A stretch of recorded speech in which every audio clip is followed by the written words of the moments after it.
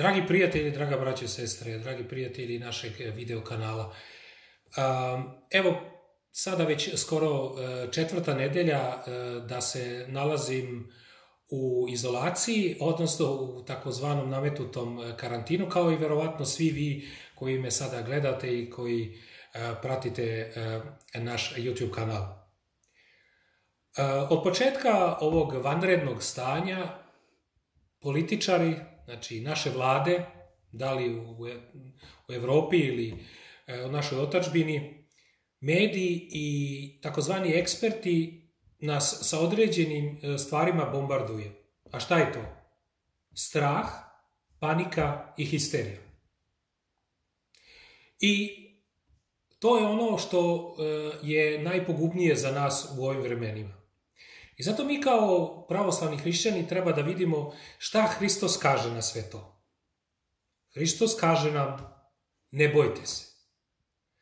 Znači, ne bojte se je ključna reč, odnosno ključni izraz koji, kako smo saznali od nekih ruskih bogoslova koji su to izbrojali, ako se ne varam, postoji 365 puta spomenut u Svetom pismu. Zašto strah je loš za nas? Pa strah nas parališe. Strah nam ne da živimo svesno. Strah je loš za naš imunitet, kako telesni, tako i duhovni. Znači, strah je ono što čini da mi često ne donosimo racionalne odluke. Postoji svakako prirodan strah kada stanemo pred nekog medveda. Taj strah nam može spasiti život da pobegnemo od medveda. Ali svi ti spolja indukovani strahovi sada, strah od nekog virusa ili strah od nekih drugih stvari, nisu korisni za nas. I mi treba da se oslobodimo od tih strahova. Kako može Hristos da nam kaže ne bojte se? I zašto nam on govori? Za razliku od ljudi koji nas truju sa strahom. Šta je danas najveći strah? Pa strah od smrti. Šta nam političari obećavaju? Da će da spasu živote. Njihov primarni cilj je da spasu živote u današnjem vremenu, odnosno na bazi tih vanrednih stanja, koji su uveli širom sveta i time i celom Evropom. Koji je to nivo gordosti da čovek jedan ili jedna vlada može sebi da stavi kao cilj da spase život? To znači da spreči smrt? Da li je to moguće?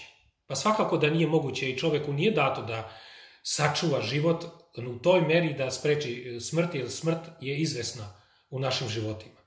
Zato je to vrhunac gordosti čoveka koji je sebe postavio kao Boga, koji zamišlja da može čak i da spreči smrt.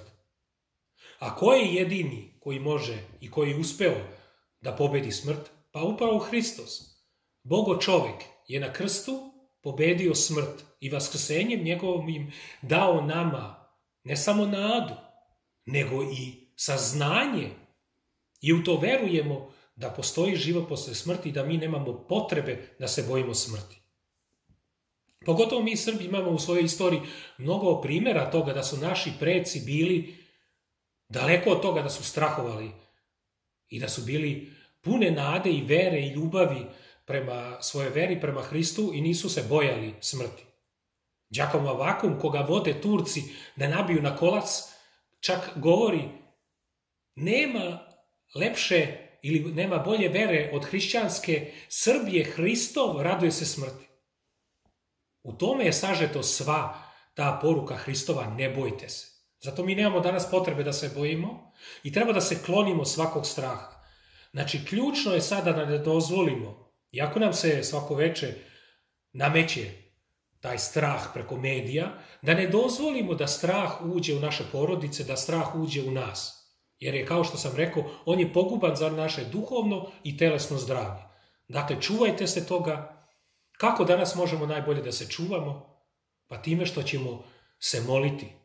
Čitajmo svako veče akatiste, čitajmo molitve, čitajmo zajedno sa našom porodicom. Stanite pred ikonu vašeg sveca, zaštitnika, pred krsnu ikonu i molite se, čitajte molitve, čitajte akatiste i vidjet ćete, tako ćete najbolje prevazići svaki strah koji vam se spolja nameće. I kada god u toku dana osjetite da nailazi neki mogući osjećaj straha ili panike, vi molite se, ako ništa drugo, Isusovu molitvu ili čitajte, kao što rekoh, sve druge molitve i akatiste. Znači, ključno je sada u ovim vremenima, mi ne znamo dokle će to trajati, ali nezavisno od toga dokle će trajati ova histerija, važno je da mi ne dozvolimo da nas ona obuzme, nego da se čuvamo tog straha, da se držimo molitve i naše vere i da se držimo onog što Hristos kaže, koji kaže ne bojte se.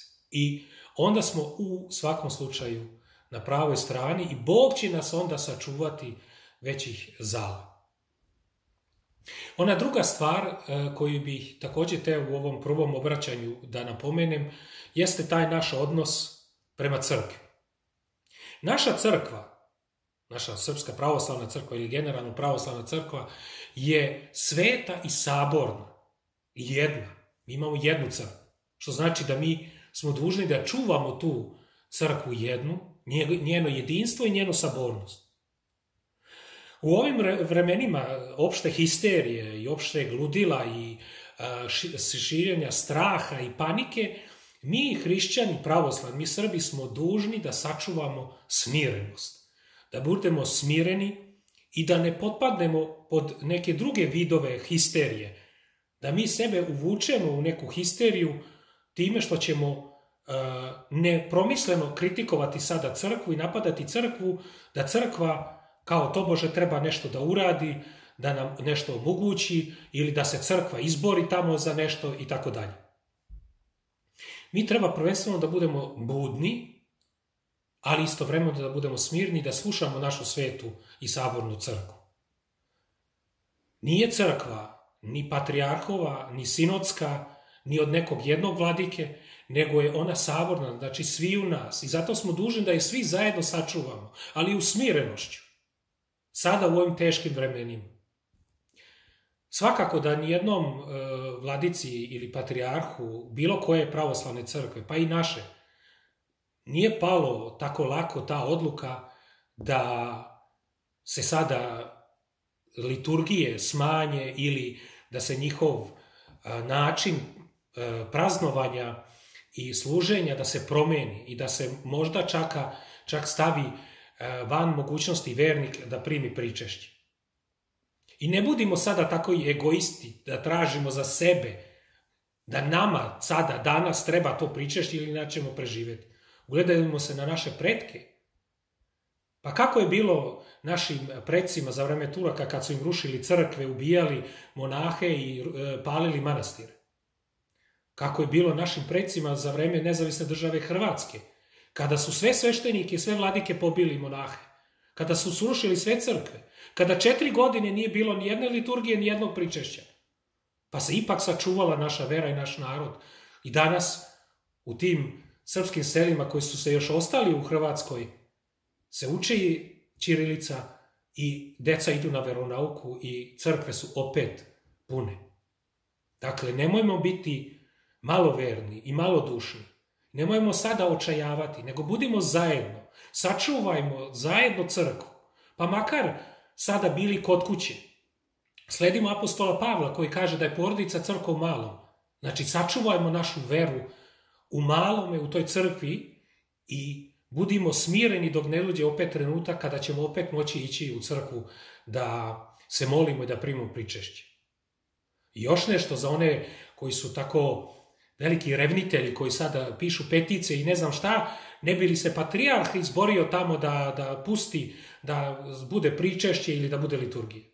Ja sebe i vas pitam, a šta bi se desilo da crkva sada tako odluči, da bude otvorena i da kaže ajde dođite svi da se pričestite. I ne daj Bože da sutradan neko proglasi da je povećan broj korona smrtnika zbog toga zato što su ljudi bili u crkvi. Pa kako bi se crkva oprala od toga, od tih napada i tih optužbi? Zato budimo mudri. Verujmo našoj crkvi da je saborno donela takvu odluku koja je dugoročno dobra za nas. A kratkoročno ćemo mi se snaći kući kroz molitvu i našu smirenost. Znači, sledimo ono što kaže i Sveti Justin Ćelijski. Prvo vera pa blagodat. Znači, veru ako negujemo i veru sačuvamo unutar sad naših mini i mikro zajednica u porodici, moleći se pred našim slavskim ikonama i pred našim srpskim svecima, onda ćemo biti sigurni da će nam Bog dati i posle ovog sumonatog vremena tu blagodat koja nam je preko potrebna, preko dara blagodati Svetog Duha. Znači, suzbijmo sada redove i u toj, da kažem, atomiziranoj formi, jer smo sada svi gurnuti u naše kuće. I sačuvajmo veru tako da smo u duhu svi zajedno. Molimo se svi zajedno u isto vreme. I svi potpisnici tih peticija i molbi, molite se zajedno u kućama, akatist, da nam Bog podari blagodat i da jednog dana, i nadamo se uskoro, ponovo se vratimo u naše crkve i da primimo svetu tajno pričešće.